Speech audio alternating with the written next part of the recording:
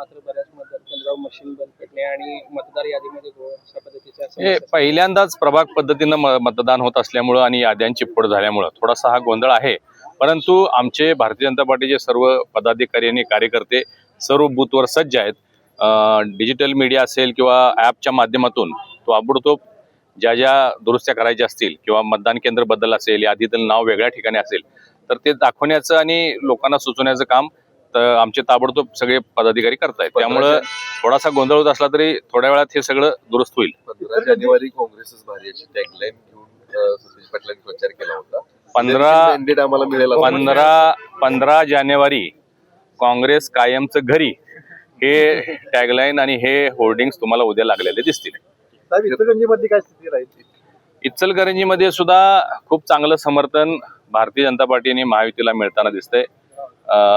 भूतोना भविष्यते असा निकाल इचलकरंजीमध्ये सुद्धा आपल्याला पाहायला मिळेल आणि कोल्हापूर इचलकरंजी दोन्ही ठिकाणी महायुतीचे महापौर होतील याचा मला पूर्ण विश्वास आहे. इचलकरंजीवर देखील एक टीका केली सतीश पाटलांनी की मूळ भाजप आणि नवा भाजप असा एक वेगळा या ठिकाणी वाद सुरू आहे आणि सतरंजा उचलायचं काम त्यांच्या टीकेला उत्तर देण्याची आवश्यकता नाही आहे. ते थोडंसं त्यांनी मानसिक ताण घेतलेला आहे. मी आपल्याला सांगितल्याप्रमाणे हे सतरंजा उचलायचं काम हे कायमपणानं कार्यकर्ते करत असतात. आम्ही केलेलं आहे, भविष्यातही आम्ही करणार आहे. त्या बाबतीत बोलायची आवश्यकता नाही. परंतु आमच्याकडे तेवढ्या मोठ्या संख्येनं कार्यकर्ते आहेत. काँग्रेसला उमेदवार मिळाले नाहीत. तुम्ही कोल्हापूर शहरामध्ये बघा, 3 ठिकाणी नवरा बायकोला उमेदवारी आणि 1 ठिकाणी वडिलाला आणि मुलगीला उमेदवार मिळत नसल्यामुळे त्यांची अवस्था अशी दुरावस्था झालेली आहे. आणि धनदांडगे उमेदवार त्यांनी मुद्दा म्हणून निवडण्याचं काम केलं. काल त्यांचा बालेकिल्ला असणारा बावडा परिसरामध्ये प्रचंड मोठ्या प्रमाणात काँग्रेसनं पैसे वाटलेल्याचा आम्हाला निरोप आलेला आहे.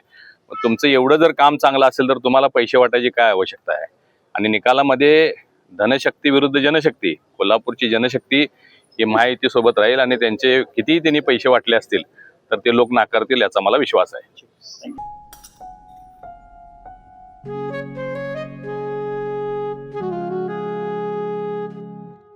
बाबा, आज येताना बासुंदी घेऊन या ना. अगं, कालच आपण आईचा वाढदिवस होता म्हणून आणली होती ना. ऐकलं, गोकुळची बासुंदी पुन्हा खावीशी वाटतेय.